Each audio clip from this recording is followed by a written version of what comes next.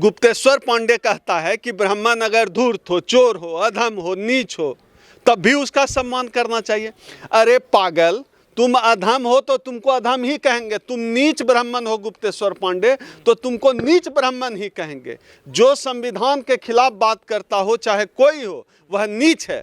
तुम anti constitutional बात कर रहे हो गुप्तेश्वर पांडे, तुम नीच हो, तुम अधम हो, तुम घटिया ब्राह्मण हो। हम तुमको घटिया बोलते हैं, हम तुमको अधम बोलते हैं, हम तुमको नीच बोलते हैं। जो भी इस देश में, भारत देश में एंटी कॉन्स्टिट्यूशनल बात करेगा वो अधम है, नीच है, घटिया है, पागल है, क्रैक है। उसको पेड़ से बांध के उल्टा लटका देना चाहिए, सब कपड़ा खोल के। गुप्तेश्वर पांडे को औकात कैसे हो गई बोलने की? औकात कैसे हो गई? चोर को चोर नहीं कहा जाएगा? भाई ये ब्राह्मण राज नहीं चल रहा है, मनु का राज नहीं चल रहा है, ये बाबा साहब डॉक्टर अंबेडकर का राज चल रहा है। यहाँ चोर चोर ही कहा जाएगा, वो किसी जाति का हो। मेरे हिसाब से इस आदमी के लिए दो उपाय है, इस विवेक बिंद्रा के लिए। या तो इसको पागल खाने भेजो, या तो इसको जेल में भेजो। इस सभ्य समाज के लायक यह आदमी नहीं है, जो जाति के आधार पर, वर्ण के आधार पर, जेंडर के आधार पर देश में किसी तरह के डिस्क्रिमिनेशन की बात कर रहा है। इसका मतलब है कि वह संविधान के खिलाफ बात कर रहा है, वह एंटी कॉन्स्टिट्यूशनल बात कर रहा है। उसके ऊपर आईपीसी की धारा लगनी चाहिए, उस व्यक्ति को जेल में होना चाहिए, या हाथ पैर बांधकर विवेक बिंद्रा को पागल खाने में डाल दे। असल में इनके दिमाग में जो भारतीय सामाजिक व्यवस्था है, जो असल में मनुवादी व्यवस्था है, जो ब्राह्मणवादी व्यवस्था है, उस व्यवस्था में होता तो यही है। लेकिन अब यह औकात में भी आ रहा है। ऐसे लोग अब औकात में आ रहे हैं। विवेक बिंद्रा जैसे लोग अब औकात में आ रहे हैं। उनको समझ में आ रहा है कि अब देश में संविधान का राज है। अब क्या है, असल में देश में भाजपा और आरएसएस का शासन और सत्ता चल रहा है, तो लोगों को लगता है कि अब तो सवर्ण शासन है। सवर्ण शासन छोड़िए, ब्राह्मणों को लगता है कि देश में ब्रह्म राज लागू हो चुका है, ब्राह्मणों का राज लागू हो चुका है। अब संविधान की वजह से SC ST OBC के लोग पढ़ लिख गए, आगे बढ़ गए, सरकारी नौकरियों में आ गए, उनके जीवन में बेहतरी आ गई। यह बात उनको बर्दाश्त नहीं होती है, तो उनके दिमाग में जो जहर है वह दिमाग जोर मारता है, तो यह मुंह से जो है हगना मुतना शुरू कर दे।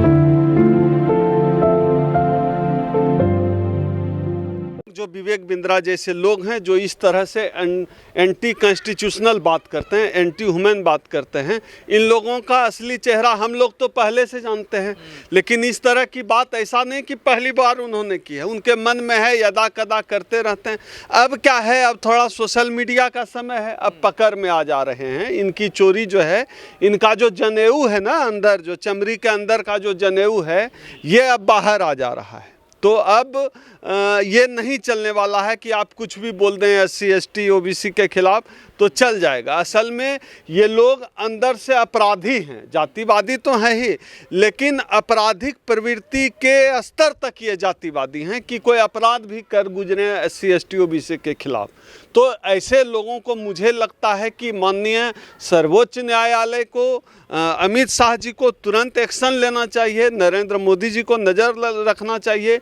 ये लोग इन्फ्लुएंसर हैं, ये लोग समाज में जहर भरने का काम कर रहे हैं। ये आदमी इतना जातिवादी है। आज 22वीं सदी के दहलीज पर हम खड़े हैं और आज ये आदमी इस देश में इस तरह की बात कर रहा है। यह आदमी एंटी कॉन्स्टिट्यूशनल बात कर रहा है। आजाद भारत में बड़ व्यवस्था लागू करना चाहते हैं। ये तो चाहते यही हैं विवेक बिंद्रा की आज़ाद, उनको यही, मैं यही बात कह रहा हूँ। उनको लगता है कि RSS का शासन है, BJP का शासन है। अब जो है, जो हिंदू व्यवस्था है, वर्ण व्यवस्था है, मनु व्यवस्था है, उसको लागू करने के लिए इससे बेहतर समय है नहीं।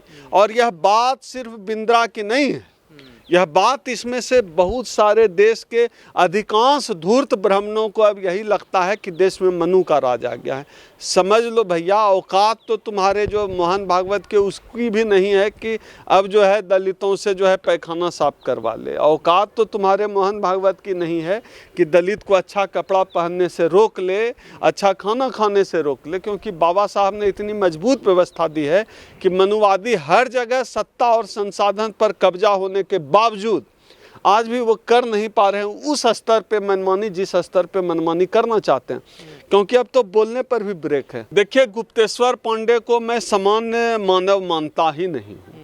क्यों? वो असल में वो आदमी जो है वो असामान्य है, एबनॉर्मल है, उसको इलाज की ज़रूरत है। उसका दिमाग खराब हो गया है गुप्तेश्वर पांडे का, उसका दिमाग हो गया है तो खराब। आईएएस अधिकारी रहे हैं। तो आईपीएस का दिमाग खराब नहीं होता है। हिटलर तो एक देश का शासक था, उसका दिमाग खराब था। तो पागलों की कमी है क्या? एक डीआईजी डीजीपी था, वो तो उनकी बात नाक से में आप महिलाओं सहमत नहीं वाले कपड़े पहन के जो है रहता था। एक डीजीपी था कि डीआईजी था।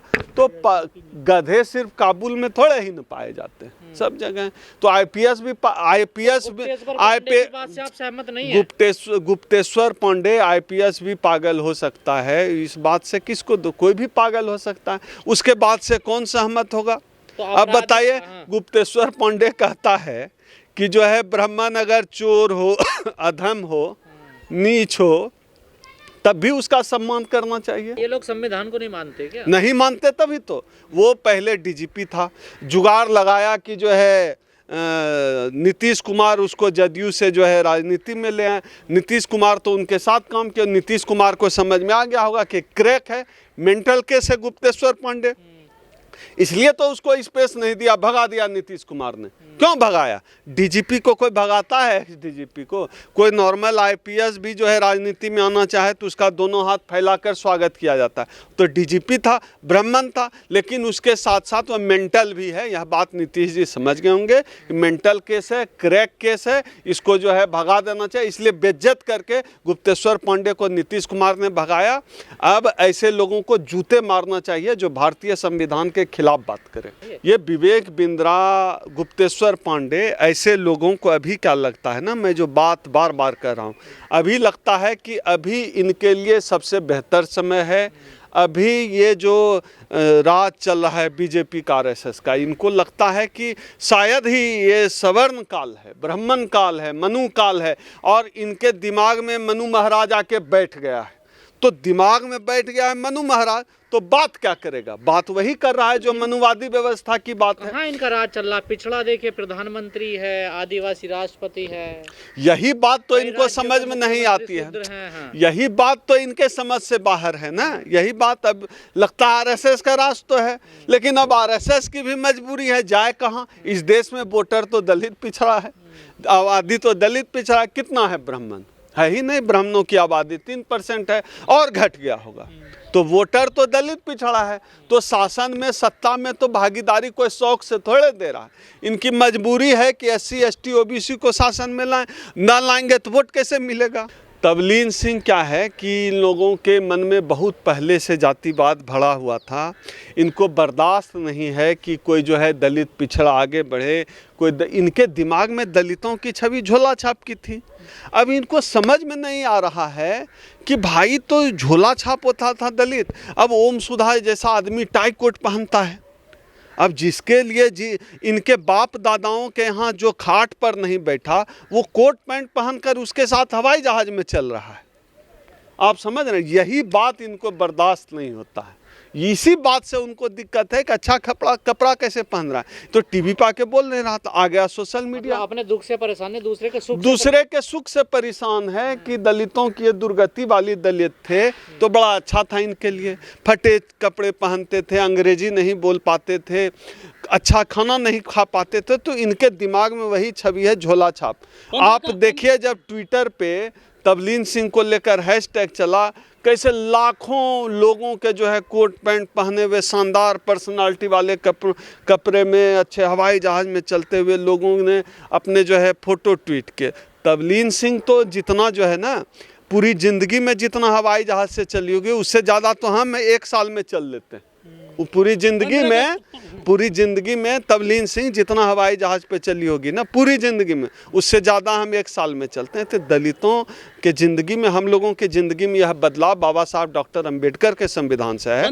यह बात इनको बर्दाश्त नहीं है। 2023 को विवेक देवराम ने जो है लेख दिया था कि संविधान खत्म कर देना चाहिए। बहुत बड़ी जमात है, इनको कहाँ से मिल रहा है खाद पानी? जो इनको खाद पानी बस वहीं से मिल रहा है कि देश में बीजेपी की सरकार है, आरएसएस की सरकार है, सबके दिमाग में मनु महाराज आके बैठ गया है, और सत्ता भी प्रत्यक्ष प्रत्यक्ष रूप से तो नहीं कर पाती है सत्ता मदद, लेकिन अप्रत्यक्ष रूप से सत्ता इनके लिए नॉर्मल रहती है। अभी हम आपसे बात कर रहे हैं, इंटरव्यू दे रहे हैं, हो सकता है इसमें से कोई बात निकाले तोड़ मरोड़ के मेरे ऊपर FIR कर दे, जेल भेज दे। लक्ष्मण यादव जैसे लोगों को देखिए नौकरी से बर्खास्त कर दिया, इतना काबिल लड़का, इतना प्रोफेसर, मेरा दोस्त है।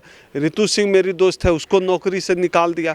तो ये लोग ऐसे करते हैं कि दलितों पिछड़ों को बाहर करेंगे, तो इसी से खाद पानी मिलता है। उसको पता है कि कुछ भी बोल दे, चाहे अब देखिए विवेक देवराय जो है कॉन्स्टिट्यूशनल पोस्ट पे बैठा हुआ आर्थिक सलाहकार है, कुछ भी बोल दें, कुछ भी लिख दें, तबलीन सिंह कुछ भी लिख दे, इनको लगता है कि सम्मान इनका बना रहेगा, सत्ता इनको Z+ सिक्योरिटी देगी, कहीं का चेयरमैन बना देगी। और गाहे बगाहे होता भी ऐसा, इसमें दो राय नहीं है, सत्ता का संरक्षण इनको है।